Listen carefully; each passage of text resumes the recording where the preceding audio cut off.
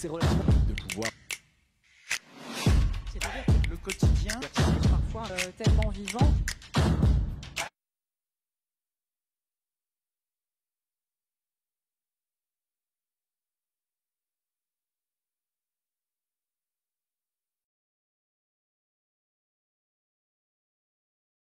Liberté pour l'histoire.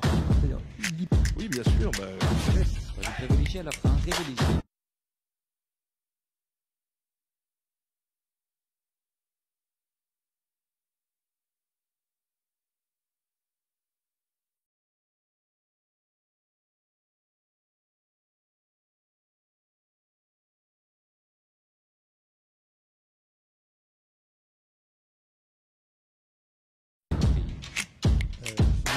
Votre vie. Et votre vie, il n'y a aucun. Dans le domaine. Vous allez donner des armes. Ni la vie. Ça, est-ce que Les règles.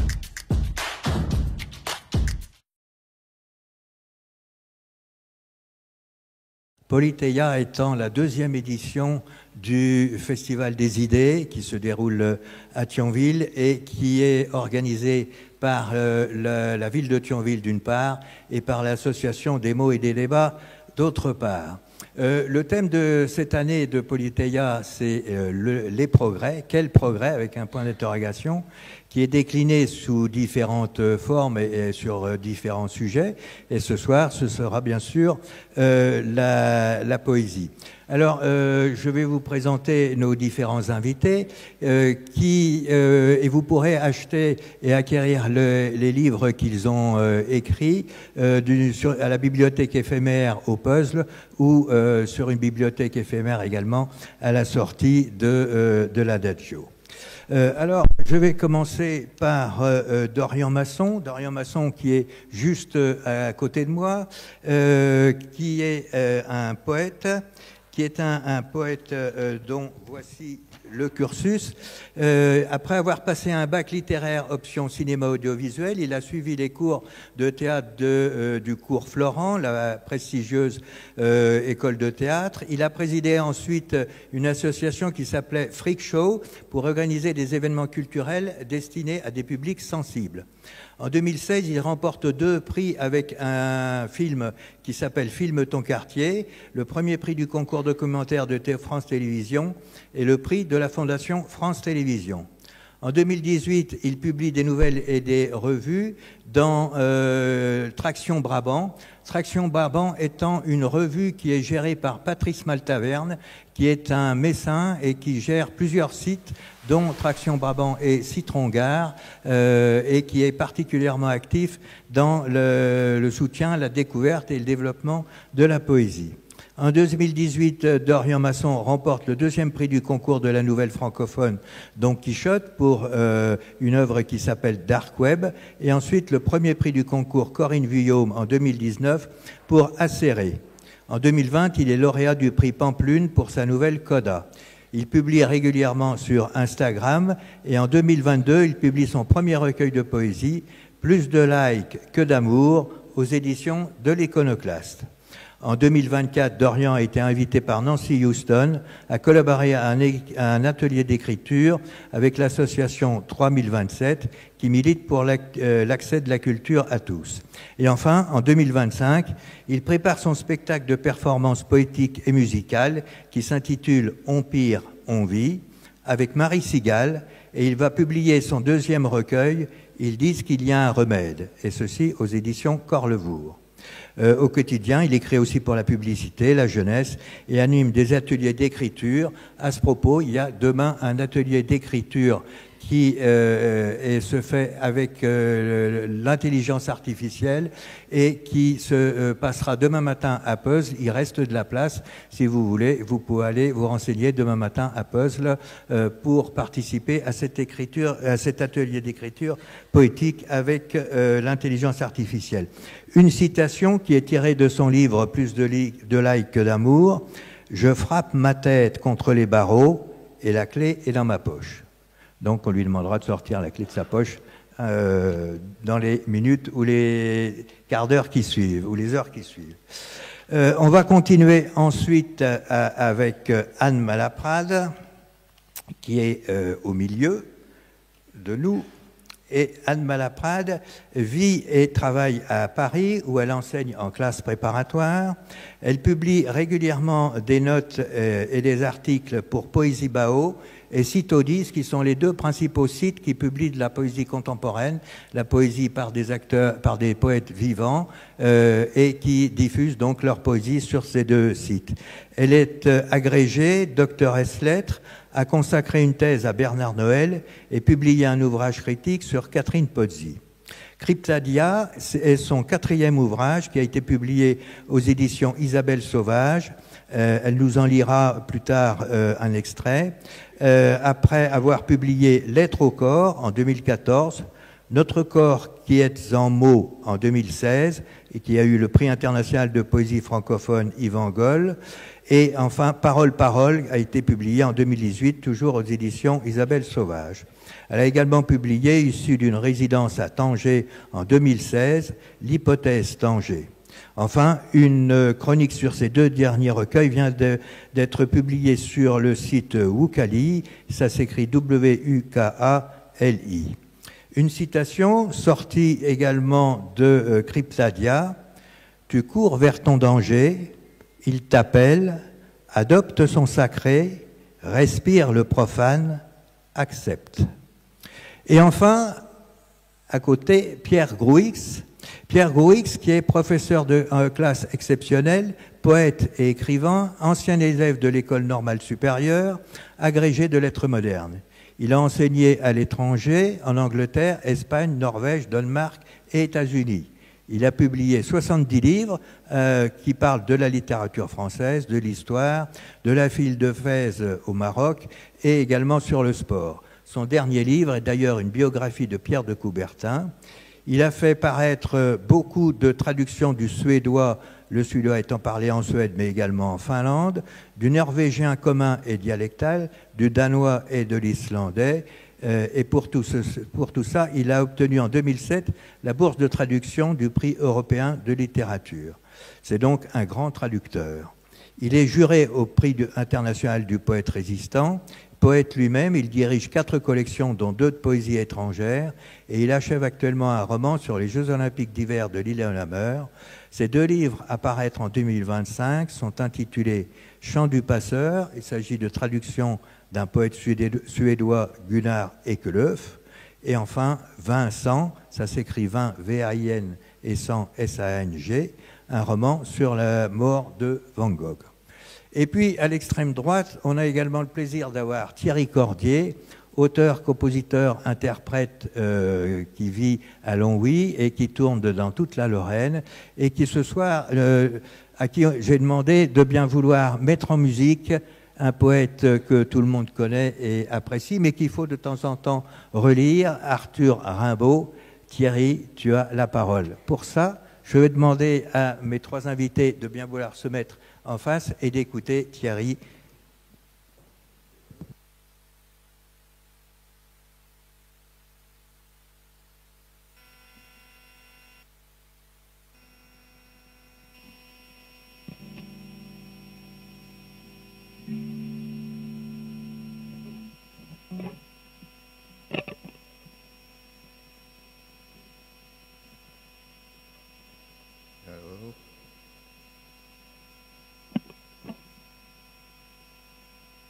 Je suis désolé.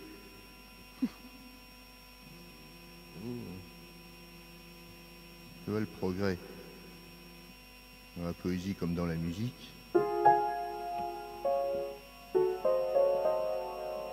Non, Arthur Rimbaud disait: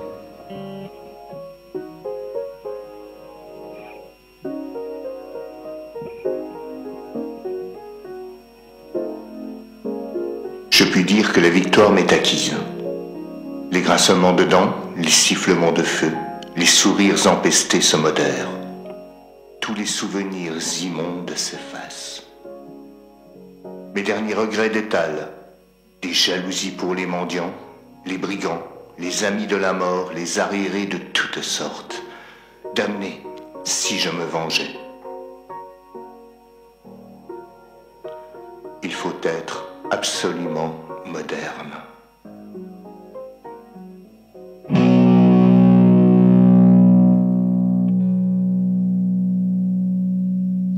Je m'en allais les poings dans mes poches crevées. Mon paletot aussi devenait idéal. J'allais sous le ciel mise et j'étais ton féal. Oh là là, que d'amour splendide j'ai rêvé.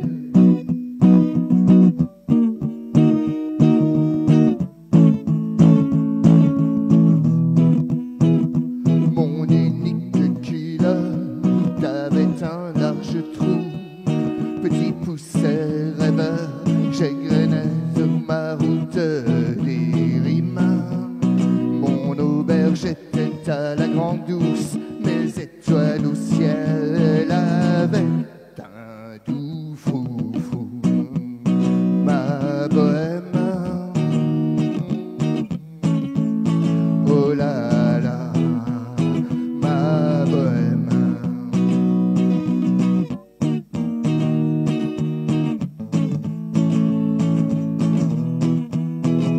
Et je les écoutais assis au bord des routes, ces grands soirs de septembre où je sentais des gouttes de rosée à mon front, comme un vin de vigueur. Que d'amour splendide j'ai rêvé.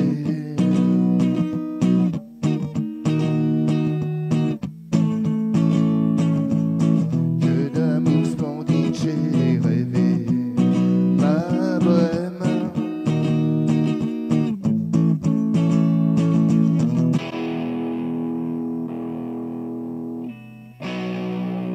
Rimant au milieu des ombres fantastiques, comme délire je tirais les élastiques de mes souliers blessés, un pied près de mon cœur. Oh là là, oh là là, oh là là, que d'amour splendide j'ai rêvé.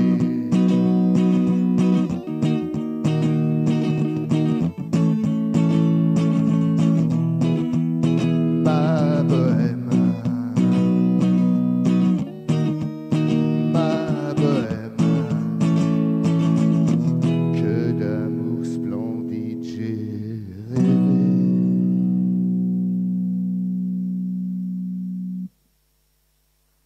Merci.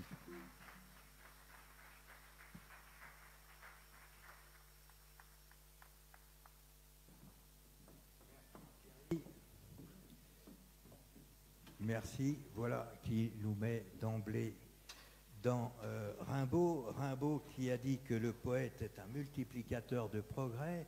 Et s'il y a bien un poète qui est dit classique, puisque maintenant les poètes du 19e et du 20e sont des classiques, c'est bien Rimbaud, et ce que Pierre Grouix va nous développer et nous montrer que Rimbaud était effectivement un tenant et un soutien de tout progrès, de tous les progrès.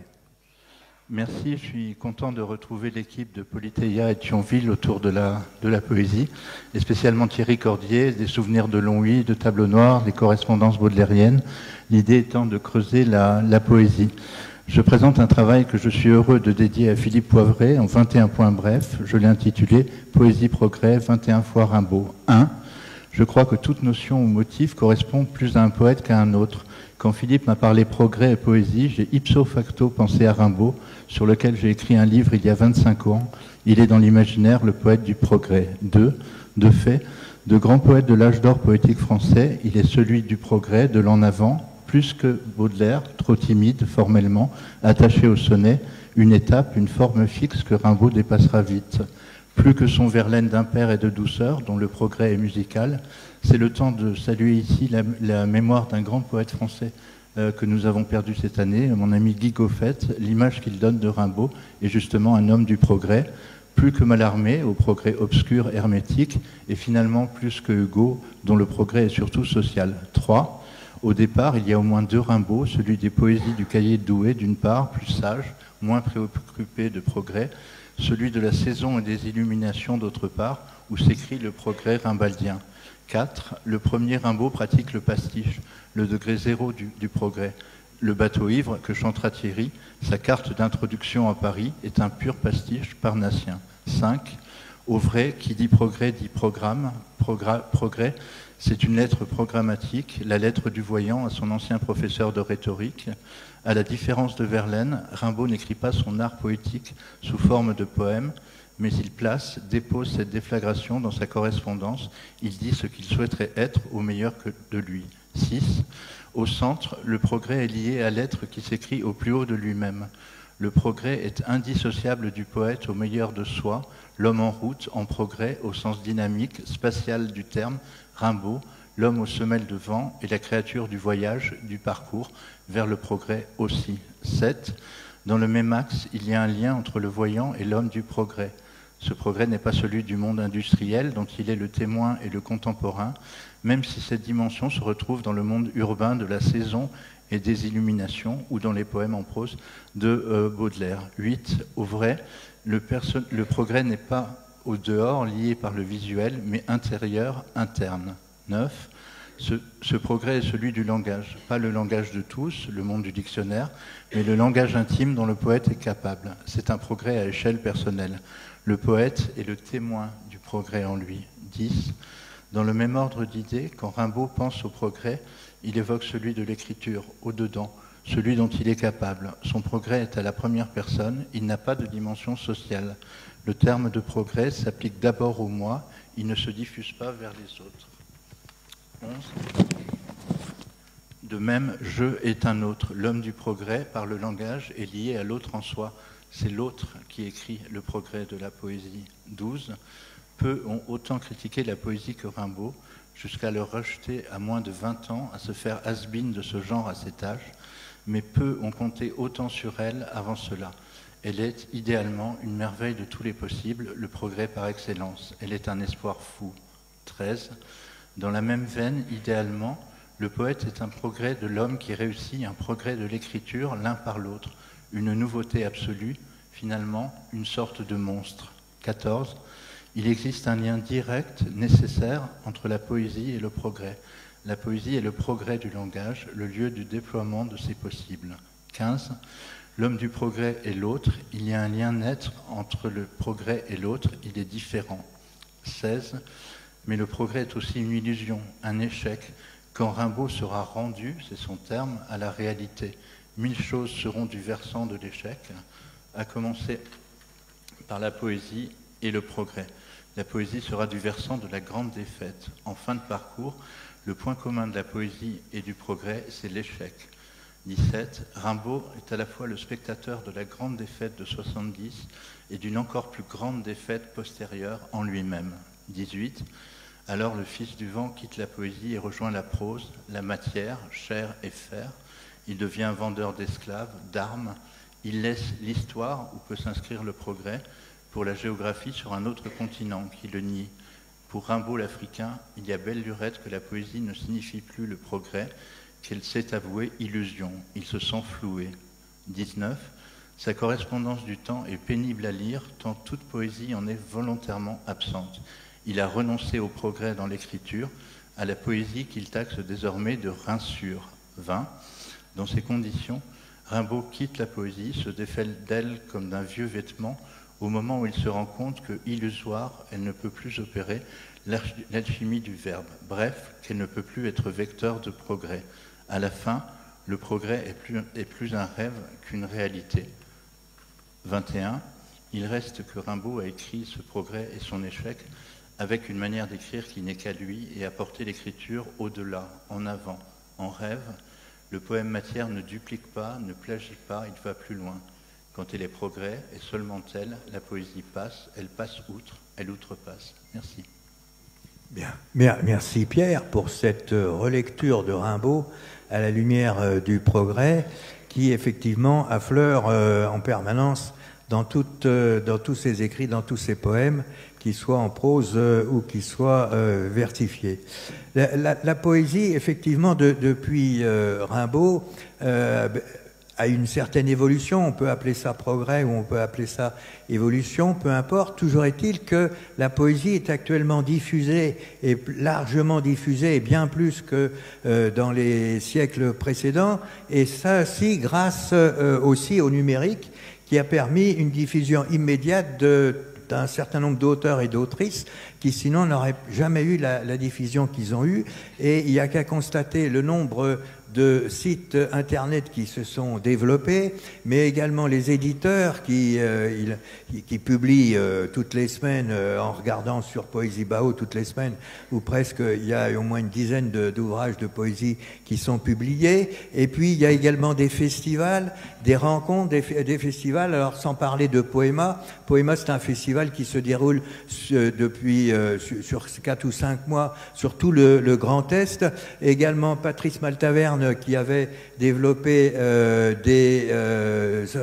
Traction Brabant, dont Dorian Masson avait fait également partie. Alain Elissen à Metz qui organise régulièrement, au moins une fois par mois, une rencontre avec un poète. Tout ceci pour dire que la poésie est actuellement extrêmement vivante et très développée, même si on n'a fait pas forcément la première page des journaux et l'ouverture du journal télévisé.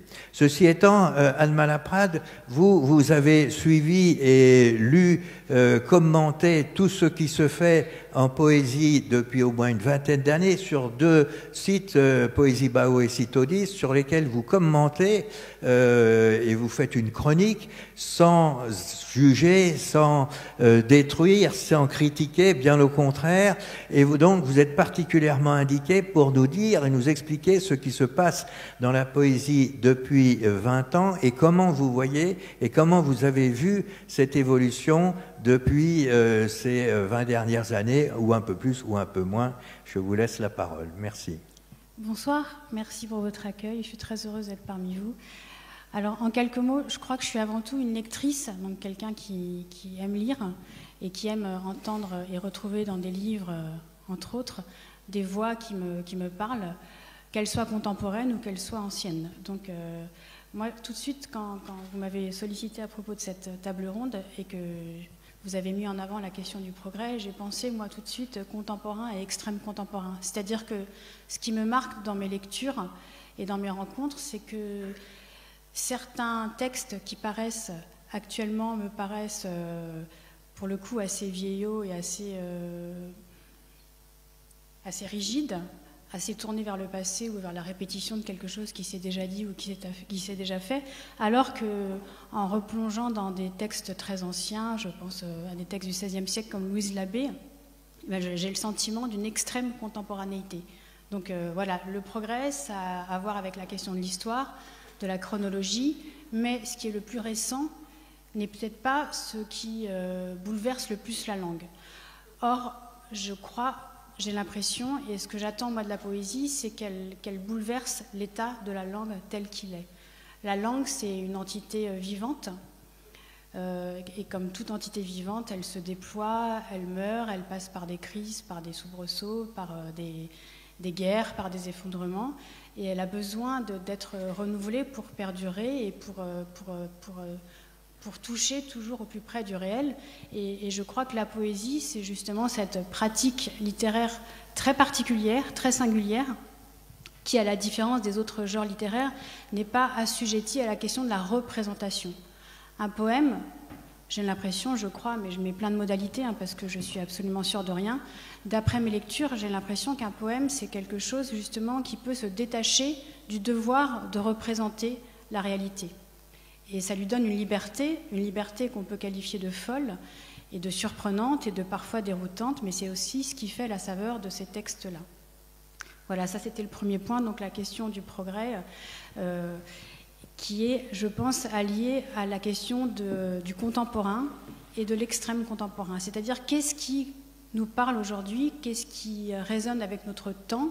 Est-ce que ce sont, comme on pourrait le croire de manière intuitive, des textes qui paraissent ou des gens qui lisent des textes actuellement, ou est-ce que parfois, de manière plus singulière et plus surprenante, ce ne seraient pas justement des textes anciens qui ont été oubliés et qu'on a envie de relire aujourd'hui avec nos regards de maintenant et qui donnent vie justement à ces textes qui sont peut-être endormis. Et vous avez cité tout à l'heure Bernard Noël, c'est un poète que j'aime plus que tout, c'est un poète dont je suis vraiment tombée amoureuse, mais je suis tombée amoureuse de sa voix qui est absolument singulière et unique. Et il disait, lui, que le travail du lecteur est de réveiller un texte, de le ressusciter. Donc je pense que certains textes sont endormis et que nous devons, par notre lecture, par notre regard, par notre questionnement, par nos doutes, essayer justement de réveiller ces textes qui ont besoin des lecteurs que nous sommes, que vous êtes, pour exister.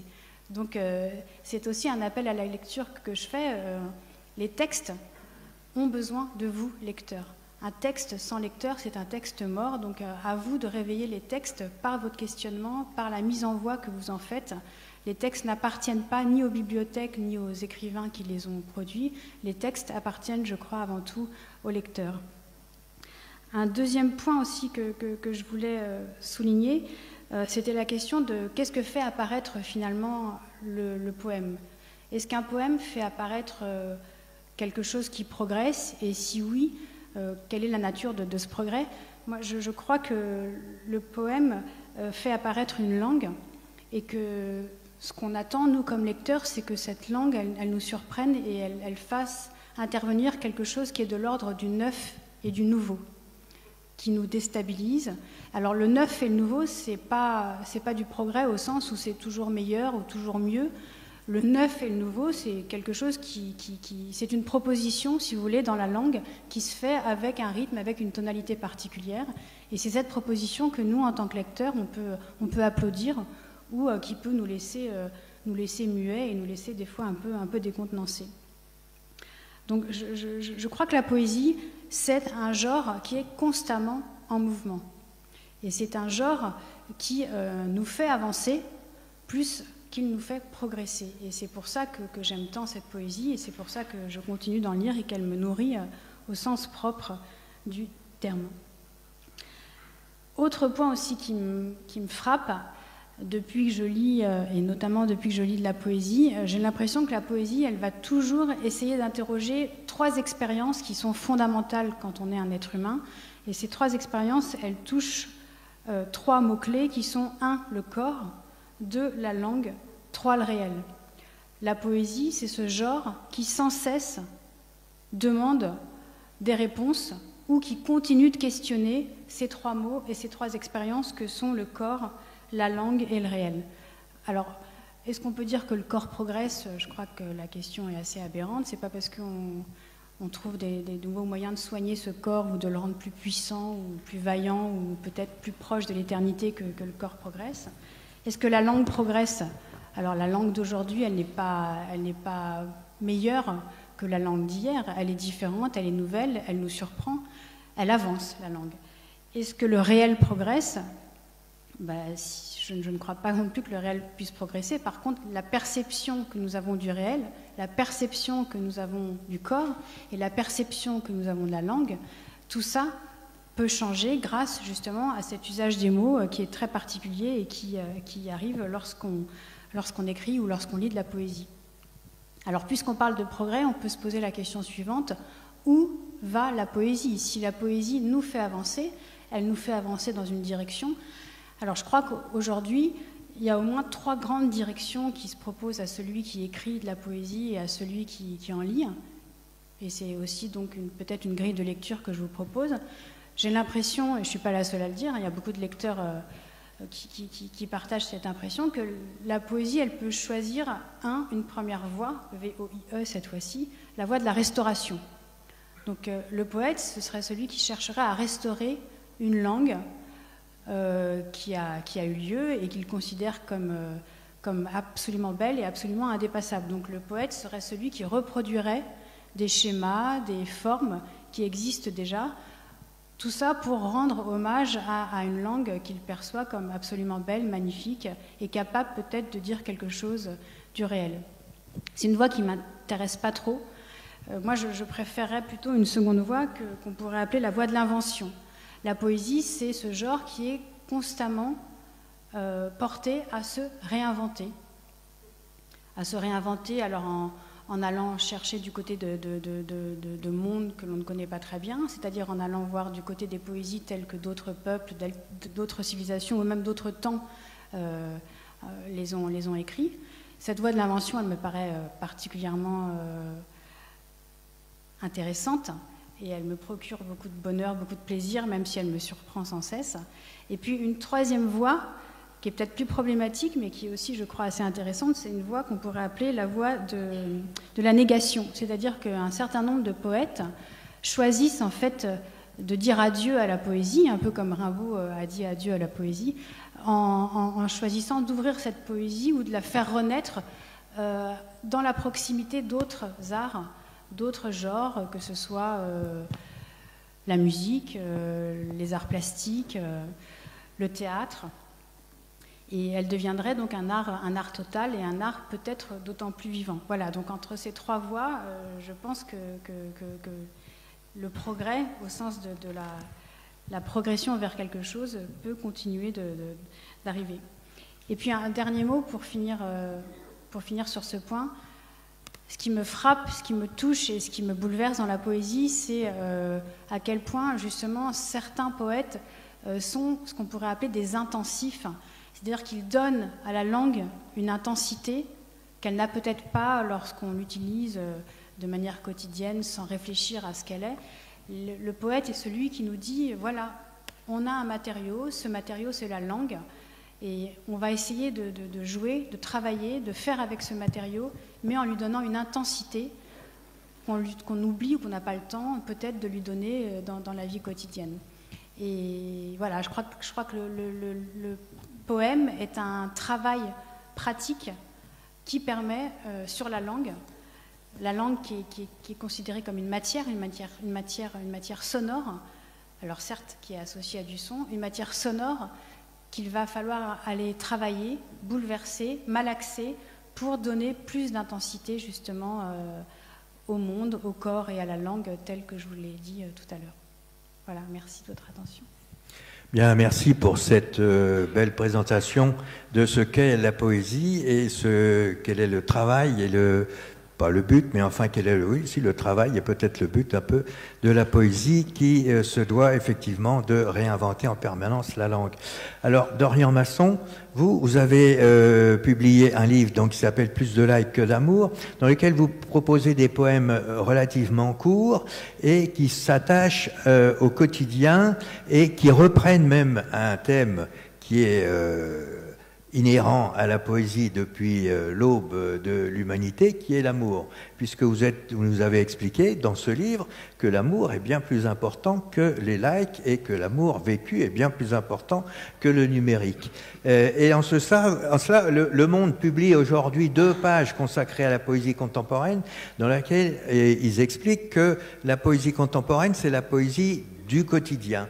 Il me semble que vous êtes effectivement dans cette optique, et vous êtes aussi un spécialiste ou en tout cas un connaisseur de l'intelligence artificielle. Je voudrais que vous nous expliquiez ce que l'intelligence artificielle vient faire dans la poésie, ce qu'elle peut apporter, ce qu'elle peut expliquer, ce qu'elle peut permettre de développer avec ou sans l'intelligence artificielle.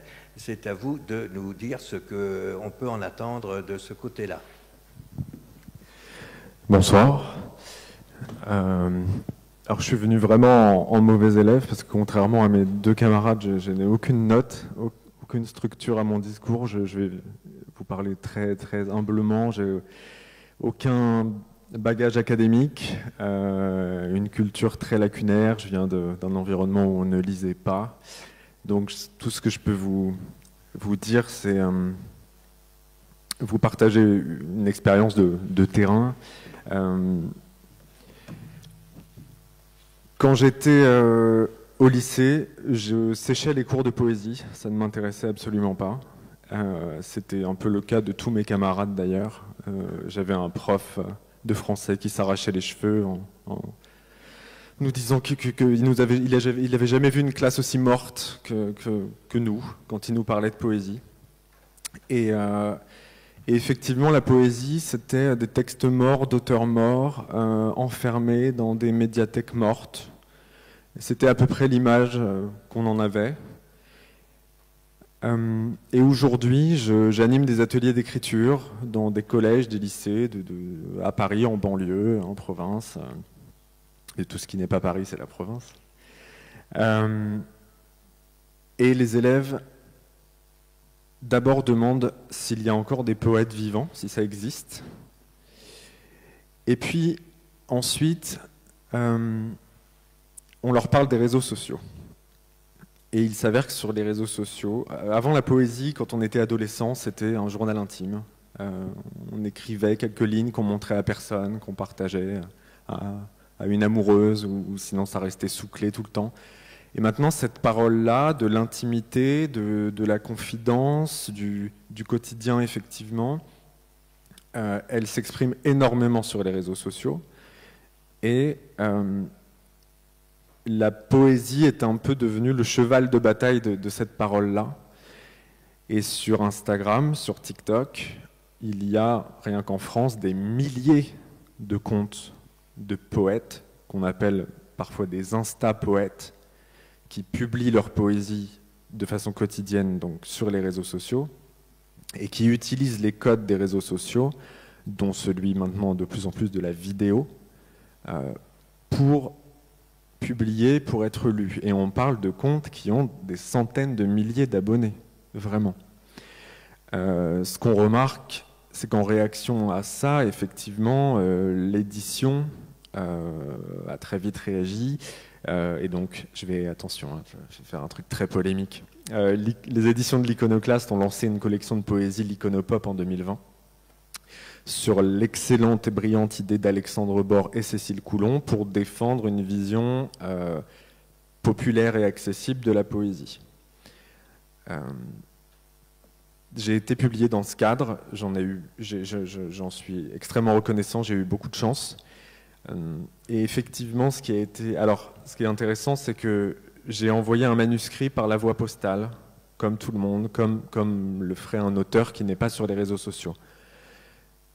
Mon manuscrit a été choisi, j'ai eu la chance d'être publié, et tout de suite, on m'a dit ce qu'on va raconter, c'est qu'on t'a trouvé sur les réseaux sociaux. La couverture, sur laquelle je n'ai pas eu mon mot à dire, c'est une jeune femme, adolescente, jeune adulte, qui est sur son téléphone. Et on m'a dit clairement, ce qu'on veut aller chercher, ce sont les ados, les jeunes adultes. Moi, j'ai jamais eu l'impression d'écrire pour les adolescents ou les jeunes adultes. Tout ça pour vous dire que il est en train, peut-être, encore une fois, je ne veux pas tirer de généralité, mais d'émerger un marché de la poésie. Récemment, il y avait dans le métro des publicités Perrier, où sur un ticket de caisse d'une bouteille de Perrier achetée, il y avait des poèmes. Il y a évidemment le concours RATP de poésie. Il y a aussi Arthur Teboul qui a publié l'adresse, un recueil de poèmes. Mais enfin, vous voyez que ce qu'on met en... L'autre jour, j'étais sur une aire d'autoroute. Il y avait deux recueils de poésie. Il y avait celui de Cécile Coulon et celui d'Arthur Teboul, c'est-à-dire celui d'un chanteur. On est en train un petit peu de s'emparer de la poésie et lui imposer une logique économique de marché un peu capitaliste. Il y a une autrice qui s'appelle Rupi Kaur, je ne sais pas si vous connaissez, qui a démarré sur les réseaux sociaux et qui fait maintenant des tournées mondiales dans des salles de concert qu'elle remplit, où elle déclame de la poésie. Donc, il y a à la fois ce côté un peu terrifiant, et en même temps, moi, je vois de façon quotidienne des adolescents qui n'ont plus peur d'exprimer ce qu'ils ressentent de façon sensible, vulnérable, sur du papier, qui n'ont plus peur de le partager aux autres, de lire leur texte devant toute la classe. Je vois des adolescents qui s'applaudissent alors qu'ils ont 15 ans, ils écrivent un poème sur leur maman. Et il y a les autres garçons de la classe qui les applaudissent, qui leur disent que c'est génial. À mon âge, on l'aurait humilié dans la cour de récréation. Donc en ce sens, je pense que la poésie progresse et que c'est une excellente chose. Maintenant, sur le sujet de l'intelligence artificielle, bon, son impact sur la culture et les travailleurs de la culture, il est apocalyptique. Il y a alors je ne sais pas si il y a une étude de l'université de Pittsburgh qui a été menée sur plusieurs milliers de lecteurs de poésie, et on leur a fait lire des poèmes écrits par Shakespeare, Emily Dickinson, enfin que des auteurs anglophones mais classiques, et on a fait écrire également des poèmes à la façon de ces auteurs par une intelligence artificielle. Et la grande majorité a préféré les textes écrits par l'intelligence artificielle, jugeant qu'ils étaient plus accessibles, plus compréhensibles et meilleurs. J'ai animé un atelier d'écriture à l'université Paris-Cité, anciennement Paris 5, et j'ai eu un des étudiants qui a mené une étude similaire, et un étudiant sur 2 sondés préférait un texte écrit par une intelligence artificielle. Ils se sont même amusés à faire croire qu'un texte écrit par une IA était écrit par un humain. Et donc voilà, pour vraiment brouiller les pistes. Et ce qui ressortait, c'était ça. Moi, ce que j'en retiens, c'est que, bon, si vous arrêtez une personne dans la rue, il y a de fortes chances qu'elle adore regarder Cyril Hanouna et touche pas à mon poste. Donc bon, ça dit quelque chose. Enfin, je ne crois pas qu'il faille avoir peur. Je pense qu'il faut avoir un peu confiance dans les gens qui aiment la poésie pour la sauver de ça. C'est la première chose. Et j'ai eu un étudiant l'autre jour qui m'a dit « Mais moi, je peux avoir une intelligence artificielle qui m'écrira le meilleur poème du monde. Si ça n'a pas été écrit par un humain, si je le sais, si je sens que ce n'est pas une expérience humaine, intime, qui me parvient, j'en ai rien à foutre. Parce que ce que je veux savoir, c'est que je me connecte à un autre être humain. Qu'un ordinateur puisse simuler ça, ça ne l'a pas intéressé. J'espère que c'est vers ce jugement critique qu'on va. J'en suis sûr. Je pense que l'IA va, peut-être pendant les prochaines années, faire produire à la chaîne de façon massive de la littérature et de la poésie, et voilà, qui sera peut-être destiné à des gens qui ne sont pas trop regardants, mais le cinéma également. Et j'espère, je suis assez certain qu'on va en sortir plus critique. Voilà.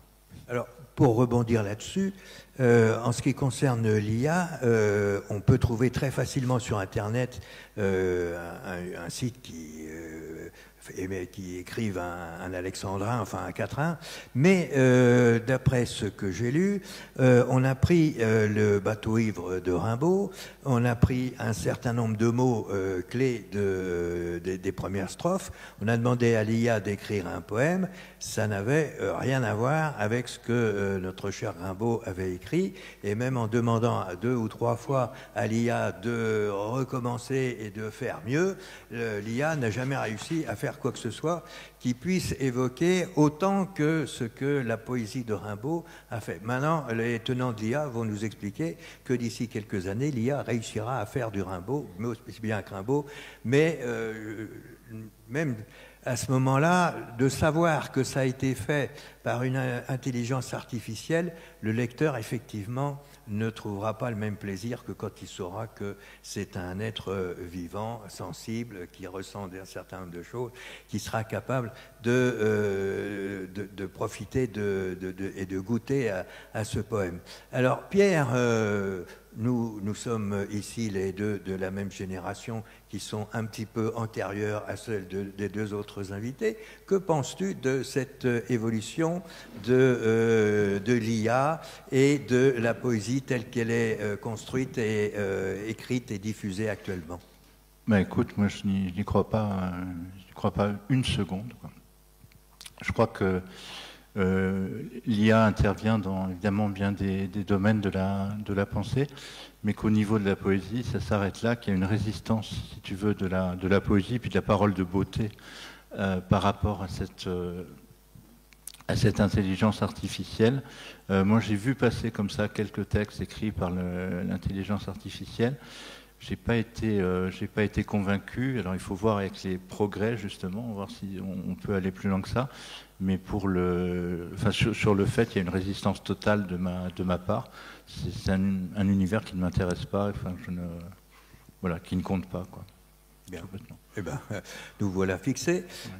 Anne, je voulais vous demander, vous avez expliqué qu'il fallait travailler la langue, et vous travaillez effectivement la langue.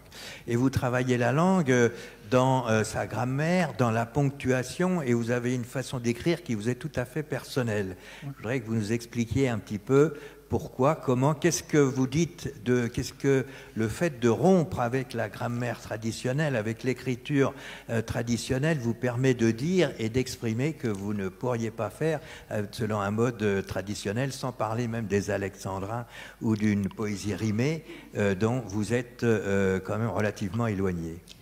En fait, j'utilise plusieurs langues dans ma vie. Quand je suis enseignante et que je m'adresse à mes élèves, j'utilise une langue normée, normative, je leur apprends ce que c'est que la grammaire française, je corrige leurs copies, je leur explique les règles, etc.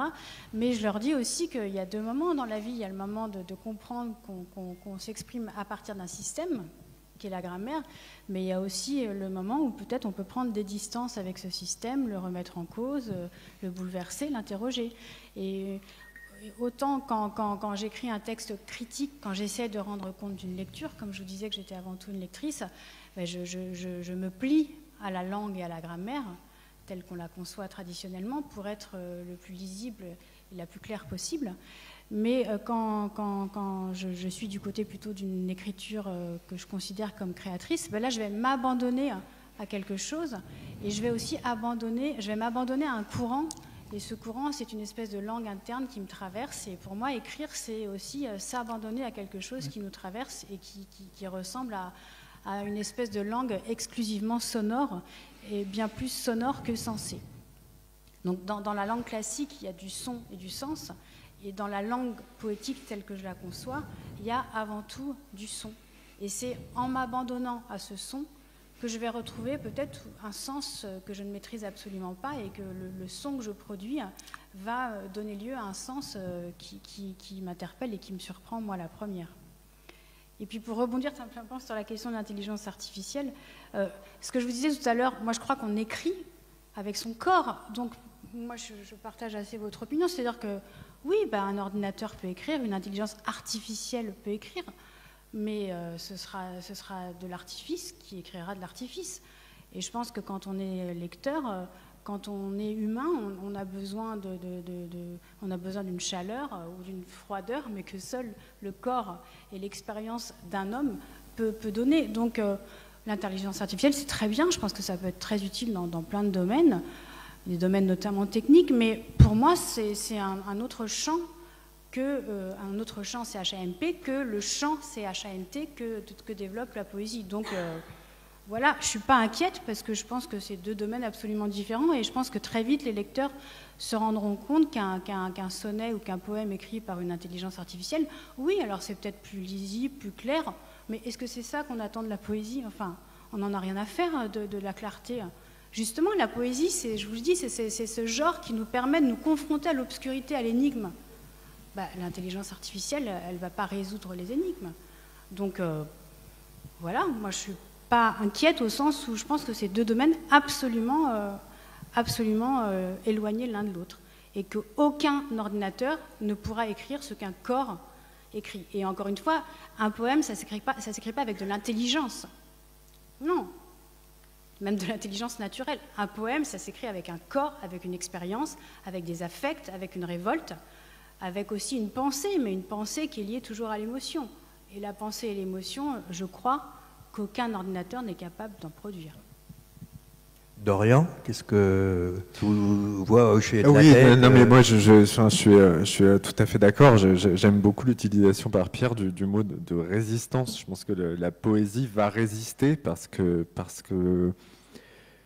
l'IA ne peut pas être un progrès pour la poésie, parce que le progrès va vers quelque chose, et là ça n'irait vers rien. Enfin, comme tu le dis, Anne, il n'y a aucune demande, en fait. Personne ne veut lire de la poésie écrite par une IA. Et on n'a pas arrêté de jouer aux échecs depuis que Deep Blue a vaincu Kasparov, quoi. Donc je suis inquiet de l'utilisation, l'instrumentalisation qui peut être faite par les gourous de l'IA pendant quelques temps, mais je pense que ça va résister. Oui, je suis d'accord avec vous. Alors on va laisser tomber l'IA à l'unanimité. Anne, vous avez expliqué que le son était très important dans votre travail. Donc votre travail, vos poèmes, il faut les lire ou il faut les écouter. Quelle est la différence? D'après ce que vous expliquez, il faudrait non seulement les lire, mais aussi les écouter. Or, écouter un poème, c'est déjà difficile. Que faut-il faire avec vos poèmes? Je pense que les lecteurs que nous sommes, nous avons une voix intérieure, donc on peut lire de la poésie tout fort, mais on peut aussi apprendre à faire vivre en nous cette voix intérieure qui fait entendre les sons plus que... Mais la voix intérieure, c'est une chose, mais quelqu'un qui vous lit un poème, c'est quelque chose d'autre. Oui, c'est une prise en charge. Enfin, je pense que le lecteur interprète aussi interprète une lecture et continue la vie du poème en lisant, que ce soit de manière sonore, extérieure, ou que ce soit de manière intérieure. Dorian, vous qui faites des performances et qui lisez de la poésie sur scène, qu'en pensez-vous? Je crois pas dans mon écriture avoir... Enfin, si, il y a un travail un peu sur la sonorité, le rythme, mais pour moi, la mise en voix est importante pour une question d'accessibilité. En rendant la chose orale, j'ai l'impression qu'on peut aller atteindre des gens qui, justement, sont peut-être bloqués par la lecture de la poésie. Donc, je trouve que ça fait rencontrer un autre public. Ça diffuse un peu plus facilement la poésie. Tout à fait. Bien. Il y a un lien que Thierry connaît bien entre la poésie et la musique. La poésie, c'est déjà une musique en elle-même, mais elle peut être aussi mise en musique. Pierre Gruix, qu'est-ce que tu penses du rapport entre la poésie et la chanson, la poésie et la musique intérieure au poème, ou faut-il le fait de la mettre en musique change quelque chose?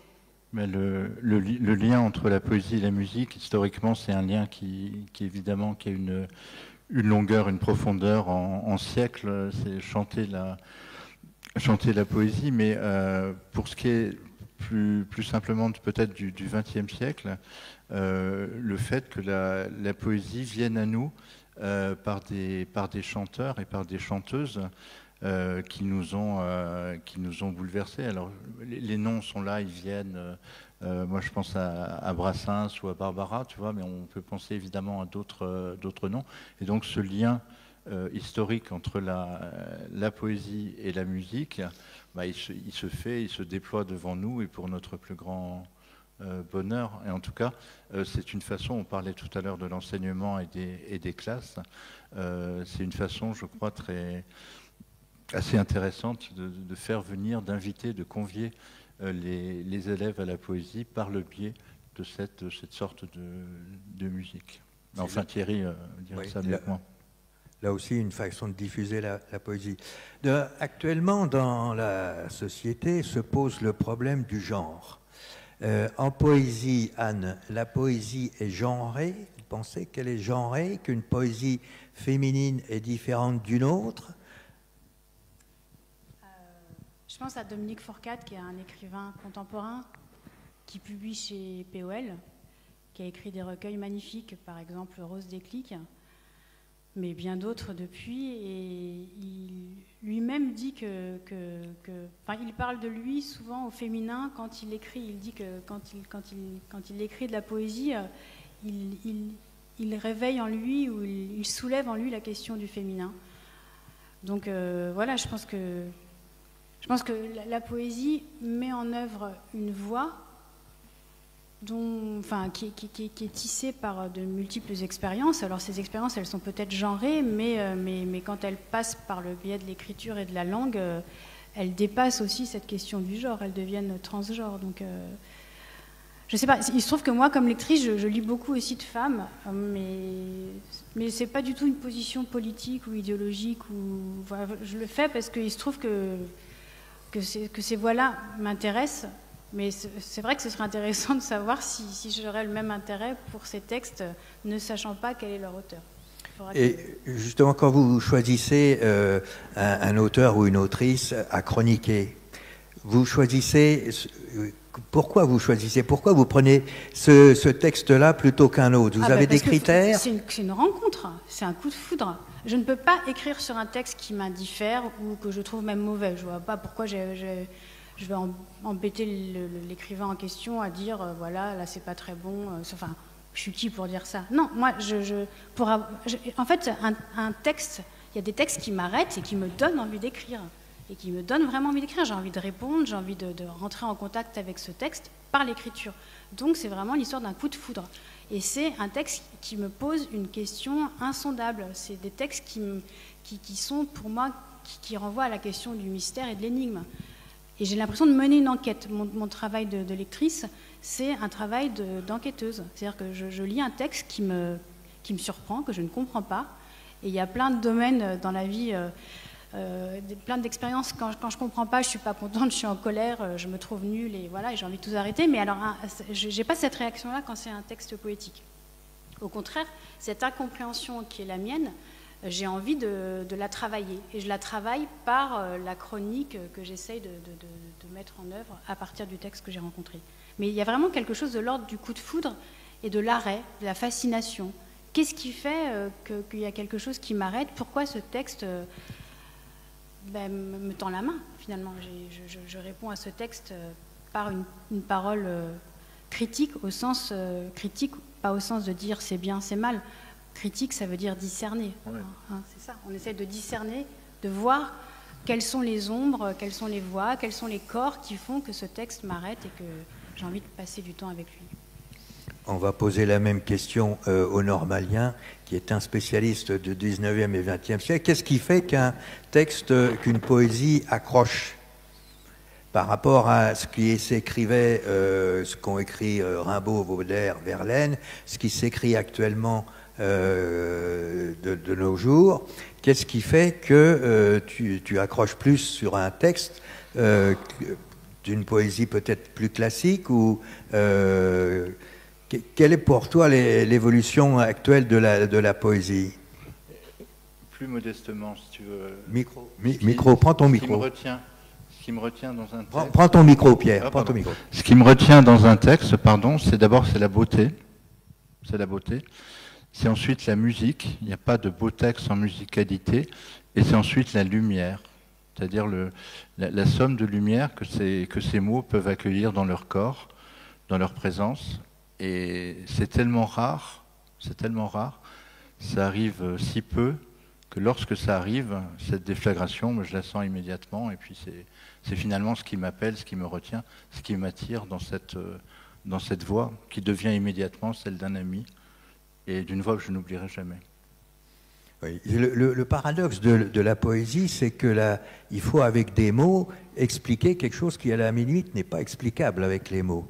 Un peu comme la peinture va montrer quelque chose qu'on ne voit pas avec ses propres yeux. Pour moi, c'est un peu du même ordre. Alors, toi qui vas parler de Vincent Van Gogh, quel est le rapport entre la poésie et la peinture? Ça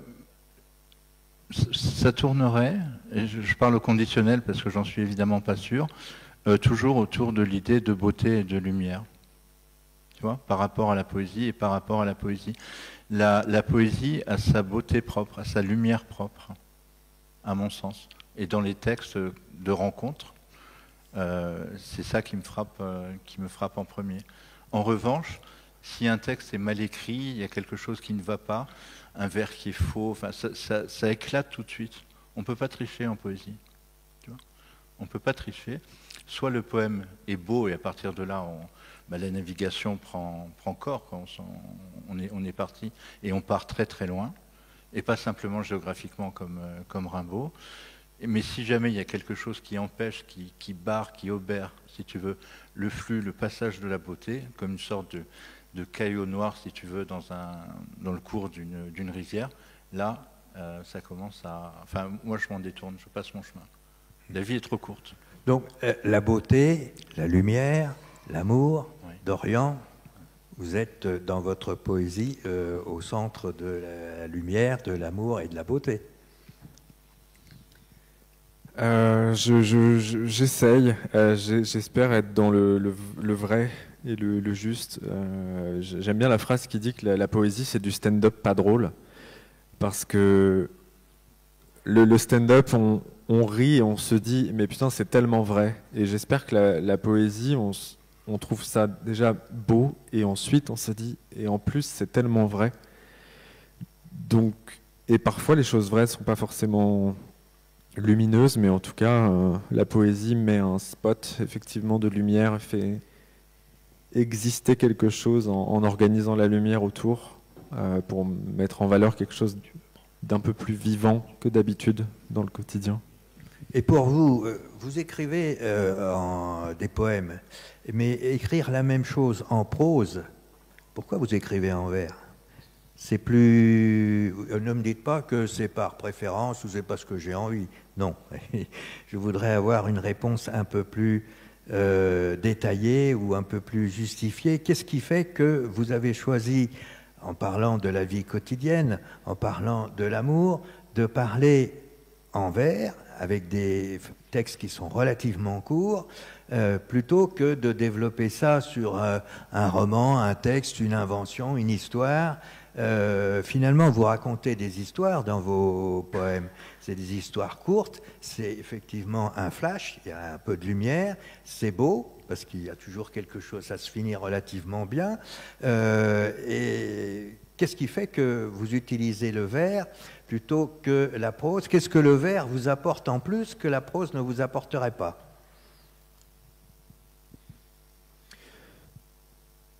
Plus de liberté formelle, de jeu avec la ponctuation, avec parfois même la façon de faire exister les mots sur la page, le rythme, la cassure. Enfin, et c'est vrai que pour revenir à la mise en voix et la sonorité, je crois que j'essaie d'écrire un peu comme je parle. Et c'est vraiment une recherche de liberté pour faire exister un groupe de mots plus qu'un autre. Enfin, c'est... Et puis pour casser aussi sans doute le réflexe de narration, enfin, même si ça raconte des histoires, avec la versification, on a la possibilité d'en sortir et puis de passer à autre chose et d'y revenir. Donc une recherche de liberté. Bien, merci.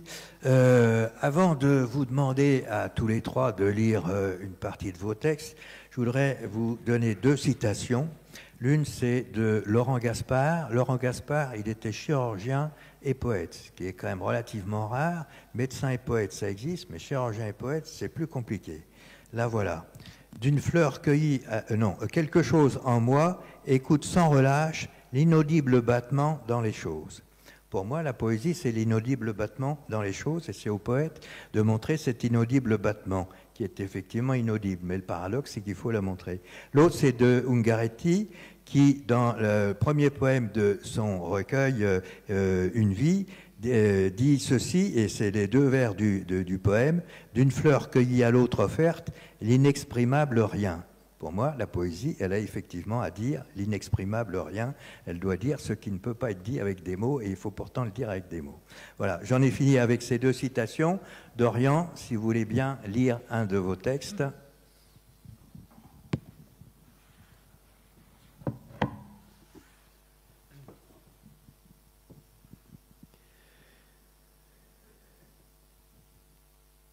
Tout le monde se rappelle où il était le 11 septembre 2001. Et toi? Moi, je jouais sur le carrelage du salon de Josiane, ma nounou, avec des soldats, des dinosaures et une toute jolie petite fille qui louchait derrière ses grandes lunettes rouges. Et toi? Le long manteau noir de ma mère a suivi le cri de la sonnette et mon oreille distraite a entendu les grands parler. Et toi? Vous avez vu les tours à New York? Quelques mots sur des avions, un autre jamais entendu, terroristes, et surtout des pauvres gens qui se jettent par des fenêtres. Et toi? Mon cerveau d'enfant roi forme les images anecdotiques d'une barre d'immeubles qui tombe et d'une vie qui reprend son cours entre deux journées d'école bien plus longues et effrayantes que tous les ennemis invisibles. Et toi? Ce soir-là, à la maison, il n'y a pas le big deal à la télé. Et David Pujadas fait semblant d'être triste. Ils encouragent les parents à éloigner les enfants du poste, mais les miens ne le font pas. Alors je les vois, ces gens qui s'envolent à toute vitesse vers le sol. Et toi? J'ai 8 ans, presque 9. Demain, les copains et moi répéterons ce que disent nos parents et la télé avant de recommencer à nous battre pour rien. L'école nous dira de ne pas nous inquiéter. L'expression Vigipirate s'installera dans notre vie, plus Capitaine Crochet que Jack Sparrow. Et toi?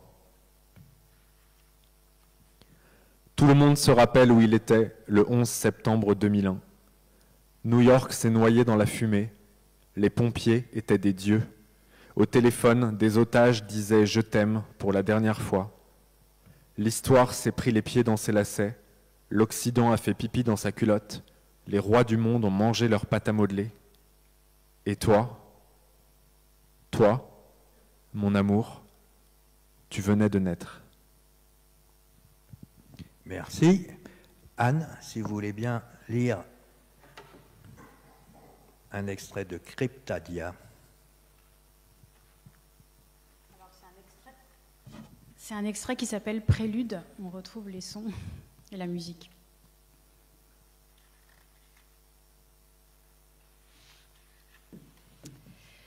Je suis rentrée dans un mot comme on pénètre dans une crypte, le dos courbé, les yeux abîmés, imaginant bien que cette température brusquement glaciale et cette charge d'humidité juxtaposeraient signe, chose, vivant et Dieu en moi.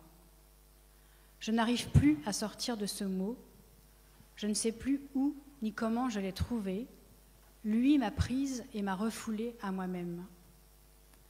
Cryptadia. Il paraît que ça veut dire les choses cachées. C'est du pluriel et c'est du neutre. Je n'ai pas étudié beaucoup le grec, mais dans ma bibliothèque se trouvent quelques dictionnaires de langue ancienne. Quand je m'enfonce dans Cryptadia, je trouve du pluriel, certes, mais surtout du féminin. J'y devine au moins 4 femmes. Elles sont constituées de matière et de lumière, de pulsion et de sexe. Elles sont pauvres en mots, en pronoms et en noms propres. Si j'avance dans la grotte et parviens à toucher ces femmes, sans jamais les voir distinctement, je sens que 3 d'entre elles sont emboîtées les unes dans les autres. La femelle contient l'ambre que retient l'ombre en ses rudes contours. J'éprouve que le M commun à ces 3 mots, femelle, ombre et ambre, est aussi dans les 2 M presque jumeaux de maman. Ces syllabes sont parmi les premières prononcées par les bébés qui, eux, ne cherchent pas la vérité. Un peu à l'écart, dans cette même caverne sonore, j'entends une jeune fille qui est sans doute la fille de cette monstrueuse poupée russe. Elle s'appelle Constance. Le K de Cryptadia est une lettre majuscule autant qu'un seuil sonore et ombré. Kafka, Kierkegaard, Constance, Conrad. J'ai passé tout un été à prononcer les prénoms que j'aime et à leur trouver des enfants imaginaires. J'ai imaginé la mort comme le lieu de vie de tous les pronoms. Elle déploie une farandole, une guirlande, une suite de sons défiant tous les sens. Je sais rentrer dans les mots et dans les femmes. Je veux migrer dans les lettres, les signes, la littérature, les correspondances. Un poème m'a écrite et portée pendant quelques mois. Je pensais commencer Cryptadia par ces lignes cadenassées, croyant qu'elle tiendrait tête aux petites proses cadrées, mais ce poème a fini par me casser le corps. Pour échapper à son tourment, j'ai dû le rejeter. Ce qui reste à terre de mots et d'expressions éparpillées ne parvient plus à introduire Cryptadia. Cette destruction fait en sorte de m'emmurer. Il y était question de risque. Le risque du poème lui-même, le risque d'un mot étrange et fascinant qu'on ne pratique pas, les risques triviaux qu'on veut et qu'on doit prendre pour continuer de vivre, de lire, d'aimer, de penser. Ces risques m'ont piégé. Le hasard, manquant cruellement de souplesse, l'emporte une fois de plus sur ma liberté factice. Cryptadia m'aveugle et je ne discerne plus ce que mes mains veulent construire. Un texte, un mur, une crypte, une crevasse. Merci. Pierre, c'est à toi. Mais alors, évidemment, c'était pas prévu. C'est un recueil qui s'intitule « Appelé à disparaître ». Je l'aime beaucoup parce que c'est mon 50e livre, donc ça me touche. Et en fait, il est construit par un ensemble de petits brins, j'appelle ça des brins de prose, qui sont séparés par des petits blancs, des petits silences que j'essaye de restituer à la lecture. C'est un recueil qui date de 2010, je crois. Et d'Orient, ce sont des poèmes d'amour. Sitôt que les femmes quittaient nos yeux, dès que nous les perdions, ce tressaillement, cet élancement des nerfs, décharge de feu et pure douleur. Alors, même nos ombres nous laissaient, nos traits, nous étions seuls. En présence des femmes, nos lèvres au diapason des leurs, nous étions seuls, nous l'étions autrement. Un soir maudit, nous fûmes si seuls, le vent sur l'eau ne nous parla plus, la pluie nous ignora, les étoiles ne voulurent plus de nous, nous préféraient des troncs grillés, des racines mortes. Ce feu de soie qu'est la lumière au plus été de l'été, la traîne invraisemblable et vraie, nous y baignant nos mots. Nous laissions s'emparer de nous la beauté des femmes, lanière du sang sous le temps, brûlure d'espace, songe et cristal. Le silence d'alors, ces étendues de calme ou bien de paix, nous les sentions monter vers nous, nous investir souveraines. Quant au silence que les femmes aimaient, ils les chérissaient d'eux-mêmes, langue ou lagune, le baiser autrement. Mitoyennes de la paix, riveraines du silence et les amies du calme, les femmes parlaient bas, quasi pas, leur rire était léger, leur voix ne couvrait rien. Ainsi de l'ombre invisible du Milan blanc, délaisse de la plaine sous les tesselles des flocons de la neige. Il n'était pas de gestes brusques, violents, de mots plus hauts que d'autres, de phrases brutales. Nous nous entendions bien avec l'ombre, la nuit était notre amie. Dans les draps du silence, le calme faisait son lit dans le lit des rivières.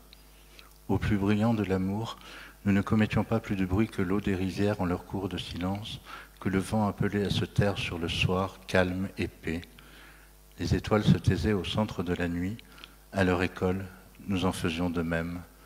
Nous aimions les femmes pour le silence dont elles étaient capables, le calme qu'elles pouvaient. Même la nuit était doublée de silence, ourlée de calme. À l'heure sans heure où l'eau se noie, où le feu prend feu, où le vent se déguise à sa guise. De l'assaut du mal, la lumière de nos torches et flambeaux nous protégeait moins que la chevelure des femmes. Nous parlions pour apprendre à nous taire, nous remuions les lèvres vers de grands silences. Nous donnions notre langue au chat du silence. Forts les mots rouges de l'amour, l'idiome natal, nos langues restaient au fourreau du silence. N'écoutant volontiers les mots, nous décelions rarement les lèvres. Ce silence bleu de l'aube sur lequel nous n'avions simplement pas prise et très rouge cette lumière du couchant à laquelle nous ne pouvions simplement rien. Nous tournions 7 fois nos langues dans la bouche du silence. Pour un rien, les mots nous auraient pris pour le silence. Tout était silence, calme, grand lieu, matin et rêve, Nous tenions lèvres closes. La page du jour était une page de garde. Des mondes, nous aimions cette fête tranquille. L'arbre près de nous à moins d'un rien, tissage de nos feuilles et nervures, musique et entaille bleue du jour. Nous aimions les femmes de toutes nos forces, lorsque plus douces elles nous aimaient de tout leur cœur. De vrai à notre rencontre, nous ne saurions jamais que ce que les femmes avaient dit. Nos visages par leurs lèvres. De nous, nous devinions ce qu'elles disaient et d'elles ce que la lumière dictait. À mener nos mots loin des lèvres des femmes, nous aurions perdu le silence et comme semé nos ombres. La légende qu'elle tissait, la navette claire au métier à aimer, rien ne la disait mieux que le silence. Nous les aimions aussi pour telle phrase retenue, le calme auquel leurs lèvres venaient, manière à elles de garder le silence. D'un plateau l'autre, de la balance à mots, le blond des femmes et les plumes de l'ange, le merle de lait et une pierre de source, le cri strident du coq et la voix du hibou, l'entier volume du temps. Le pur fléau n'était pas le mal qui avait détruit nos ancêtres et bu jadis jusqu'à leur ombre, mais bien celui du peson de la nuit, équilibre et justesse. Les femmes ne remuaient les lèvres ni pour écouter dire ni pour plaire. Elles ne dérangeaient pas les ombres en vain. Les mots qu'elles ne devaient pas dire, elles ne les disaient pas. Ce qu'elles disaient, le mont faisait silence afin de l'entendre. Si les mots qu'elles disaient brûlaient, nul d'entre eux n'enfantait de flammes noires. Déchirure de l'espace, ni les alouettes légères, ni les martinets célestes ne paraffaient les mots que les femmes ne signaient. Quoi qu'en aient les premiers mouvements et l'impulsion fauve, nous écoutions d'abord le dit des femmes, route à suivre. Et enfin, princesse des notes, elles s'en allaient d'un silence l'autre et d'une mesure sa sœur pour devenir la musique qu'elles étaient, ciel d'elles et monde lointain. Otages libres de leur voix, nous nous en remettions aux syllabes qu'elles créaient, aux phrasés de leur chant dans le soir à jamais. Nous ne reprenions pas leur chant, nous le laissions nous prendre. Merci. Je crois qu'on peut applaudir nos trois invités. Et nous allons terminer avec Thierry Cordier qui va nous mettre en musique, encore une fois, Rimbaud.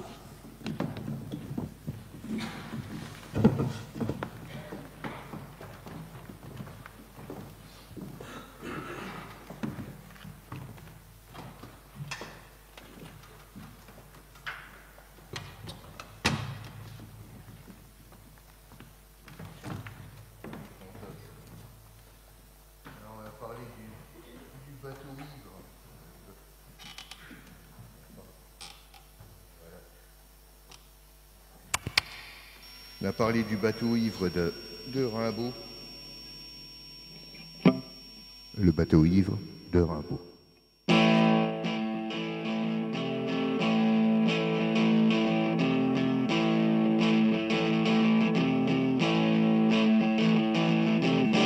Comme je descendais des fleuves impassibles, je ne me sentis plus guidé par les haleurs. Les pauvres jeunes criards les avaient pris pour cible, les ayant cloués au poteau de couleur. J'étais insoucieux de tous les équipages, porteur de mes flamands de côtés anglais. Quand avec mes haleurs on finissait la page, les fleuves m'ont laissé descendre d'où je voulais, comme dans un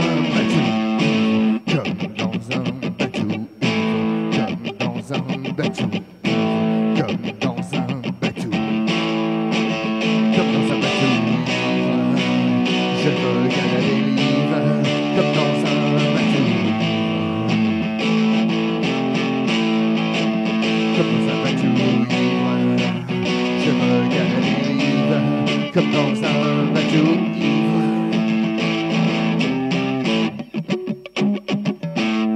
Dans le clapotement furieux des marées, moi l'autre hiver plus sourd que les cerveaux d'enfants, je cours et les péninsules des marées n'ont pas su bruit plus triomphant, comme dans un bateau, comme dans un bateau, comme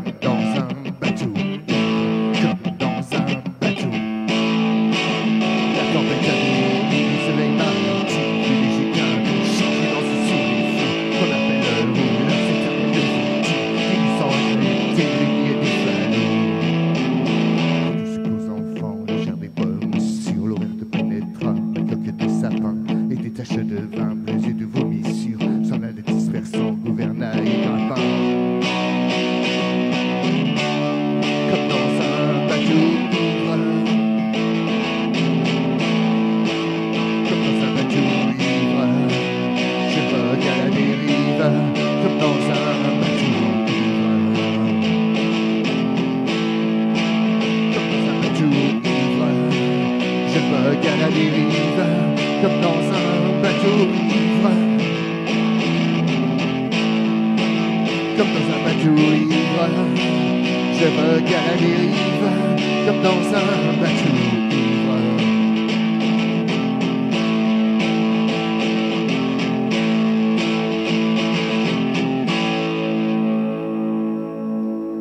Merci. Je vais demander à mes trois invités de bien vouloir revenir sur la scène. Et si un micro-baladeur peut aller dans la salle, si quelqu'un a un commentaire, une question, une interrogation, une critique, il ou elle est évidemment le bienvenu. Et je pense que les quatre invités se feront un plaisir de répondre ou de tenter de répondre à des questions qui, sur la poésie, peuvent ne pas être forcément si faciles. Mais si tout est clair, pourtant dans la poésie, ah, voilà.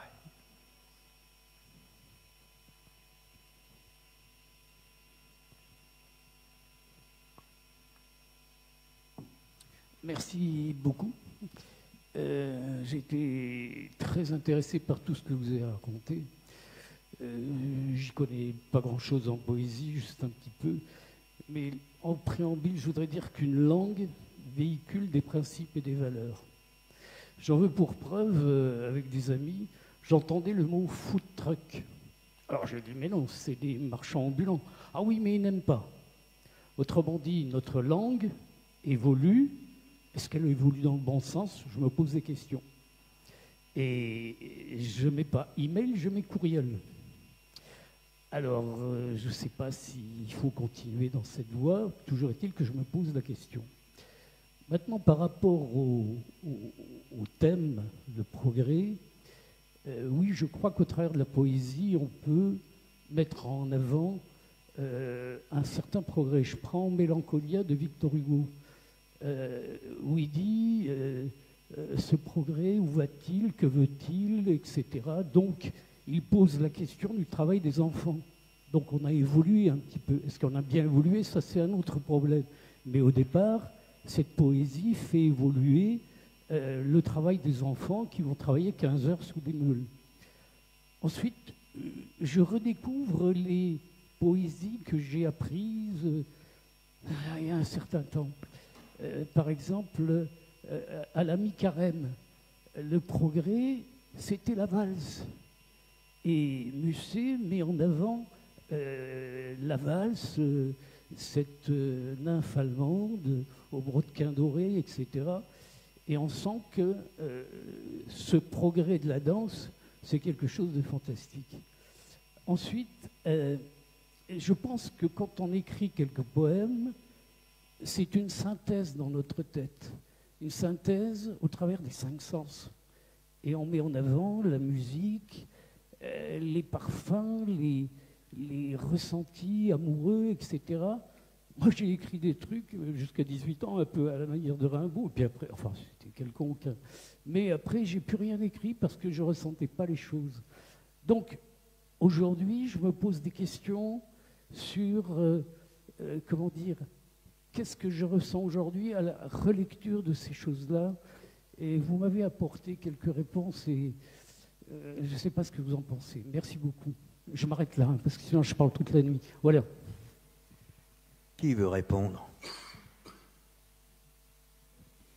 Il y a quelque chose dans le propos qui est intéressant, c'est par le rapport à la poésie, et de se dire, comme très souvent, on se dit, j'ai écrit de la poésie, et puis vers 18 ans, j'ai à peu près, j'ai arrêté d'écrire de la poésie, comme si la poésie était, Rimbaud est un bon exemple aussi, comme si la poésie devait se cantonner à l'adolescence, qu'on ne pouvait pas marier, pour ainsi dire, un âge adulte et une écriture de la poésie. Alors évidemment, on le peut. La question, c'est peut-être pourquoi, quand on a 18 ans, qu'est-ce qui fait qu'un jour, on arrête d'écrire de la poésie? Pourquoi on va poser un carnet de poésie qu'on ne rouvrira peut-être jamais?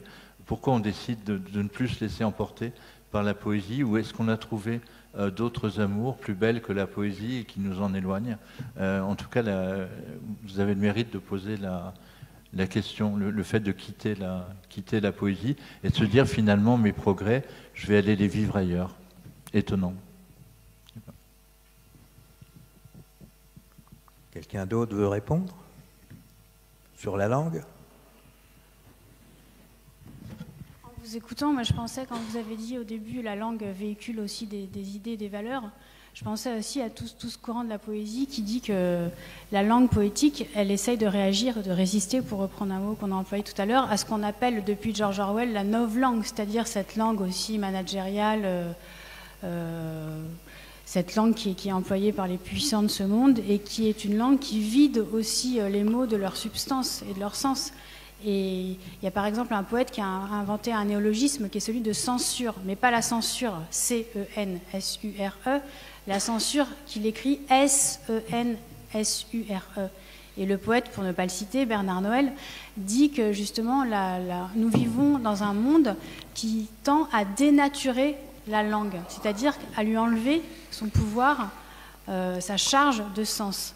Et quand nous utilisons des mots qui sont vidés de leur puissance sémantique, nous finissons par parler dans le vide ou par faire croire que nous parlons alors que finalement nous utilisons des mots qui sont complètement vidés de leur substance première. Voilà, donc je voulais réagir à cette question de la langue, de la valeur et des idées. Et peut-être que le poème peut faire quelque chose pour essayer de redonner du sens qui est dilapidé par une certaine langue que certains appellent la novlangue. Merci. D'autres réflexions, d'autres questions sur la poésie? Il faut lire de la poésie, il faut développer la poésie, il faut soutenir la poésie.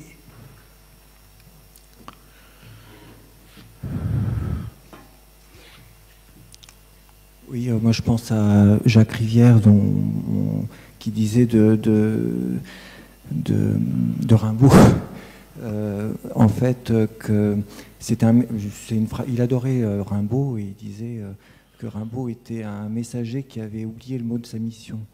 Et je trouve d'abord cette façon de dire les choses très belle. Et dans tout ce que vous avez dit, auquel j'ai été très sensible et j'ai trouvé qui m'a beaucoup inspiré. Oui, je suis d'accord enfin, je ressens les choses comme ça, disons. La poésie, en fait, on ne sait pas ce qu'on fait quand on commence à écrire. Et c'est les mots qui viennent nous prendre. Et et je crois que j'étais très sensible aussi au côté musical de vos interventions. Et j'ai beaucoup aimé quand vous entendre lire vos poèmes, comme écouter Cordier faire interpréter Rimbaud. Et je crois qu'en effet, les mots, en fait, c'est d'abord la musique des mots qui peut venir nous chercher. Et je pense à des poèmes, à des poètes comme Olivier Salon, par exemple, qui commence dites-moi, dites-moi, j'aimerais tant savoir pourquoi la rue s'arrête. Dites-moi pourquoi la rue s'arrête. Je trouve ça formidable. Ou alors à Judith Chavannes qui dit le jour ce sera la jour. Un simple vers comme ça. On ne sait pas ce que ça veut, mais l'intuition est là, le corps est là, et après c'est à nous de poursuivre, de faire cette restauration, ce rééquilibrage de nos vies par les mots. Et j'ai compris, disons, ce que vous disiez, peut-être parce que je voulais le comprendre comme ça, mais dans ce sens-là, en fait. Voilà ce que je voulais dire. C'est émouvant ce que vous dites, parce que vous êtes un ami de la poésie. Vous lisez de la poésie, vous avez une culture poétique, et c'est très intéressant, c'est très touchant. Voilà, c'est tout ce que je peux dire, en fait. D'autres questions? Oui. Alors, je regrette juste une chose, c'est qu'on parle beaucoup de musique, et pour moi, le vrai progrès de la poésie aujourd'hui, c'est qu'il est arrivé dans les cités, et par le biais des slammers, des rappeurs, du hip-hop, avant tout, et je pense qu'on n'a pas fait assez, on n'a pas mis ce soir assez en avant des rappeurs comme Oxo Puccino ou On a parlé ce midi de la langue, de l'évolution de la langue avec Aya Nakamura. Il y a quand même vraiment quelque chose qui sort des cités et qui, pour moi aujourd'hui, porte la poésie beaucoup plus que le livre en lui-même.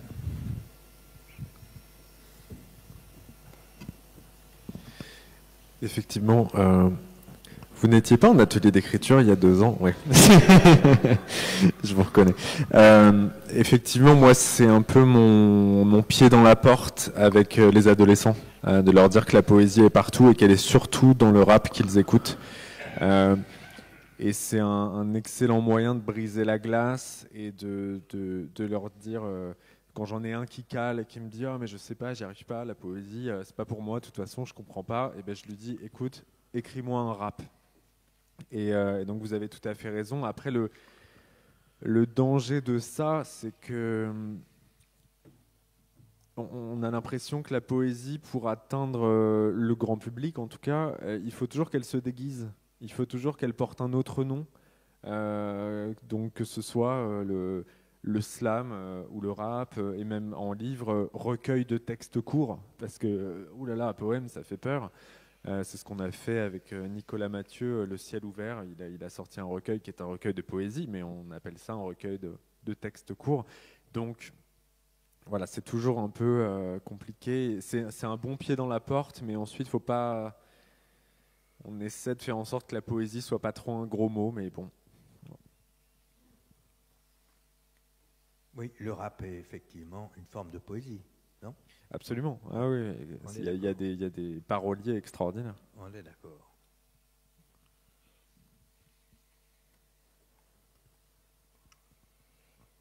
Bonsoir. Je vais reprendre l'idée du pied dans la porte. Il y en a un autre que j'essaye d'exploiter beaucoup. Je suis médiathécaire et quand je fais des clubs lecture et que je veux un peu parler poésie, que je vois déjà mes participants et participantes dire « Oh, elle revient avec sa poésie », j'essaie de... Mon pied dans la porte à moi, c'est de leur montrer les romans en vers qui se font de plus en plus, comme Victor Pouchet, Clémentine Beauvais, etc., qui font vraiment de la fiction en écrivant en vers. Et du coup, ma question, c'était, vous qui pour l'instant êtes plutôt sur le poème entre guillemets strict, est-ce que c'est quelque chose qui vous intéresserait, l'un comme l'une comme l'autre, d'imaginer carrément tout un roman en vers, de faire de la poésie en fiction? En ce qui me concerne, ça m'intéresserait beaucoup. Après, il y a un peu l'idée maintenant de poème fleuve aussi, on appelle ça quand c'est un recueil d'un seul poème. Mais j'ai été comme beaucoup de gens frappé par À la ligne de Joseph Pontus, roman en vers. Ce que j'adore dans cette écriture, c'est le côté un peu mitraillette. Il y a quelque chose de beaucoup plus instantané dans la façon dont la parole atteint le lecteur, j'ai l'impression. Et donc c'est effectivement un bon pied dans la porte pour le rapport au vers, mais ensuite, est-ce que ça rend le fond plus poétique? Je ne sais pas.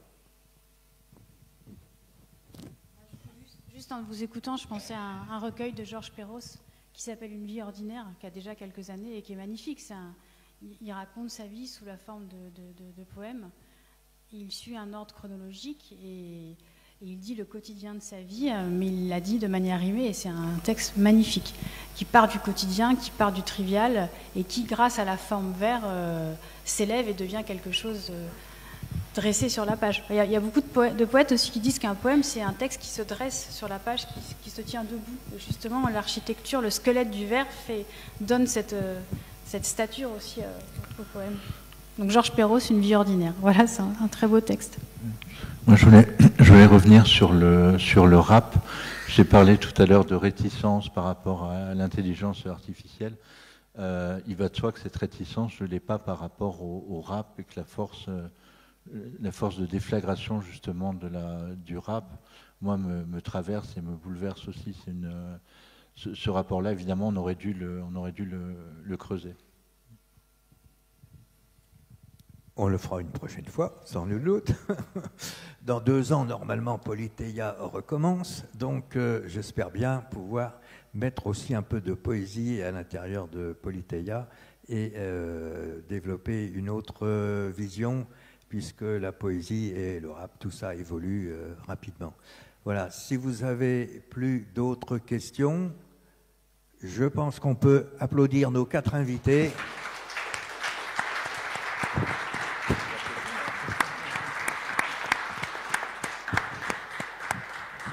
Et vous souhaiter une bonne soirée et vous dire à dans 2 ans ou peut-être avant. Ouais. Et peut-être aussi remercier Politeia, remercier Philippe et toute l'équipe pour l'accueil absolument incroyable dont on a été les témoins. Merci beaucoup. Merci à vous.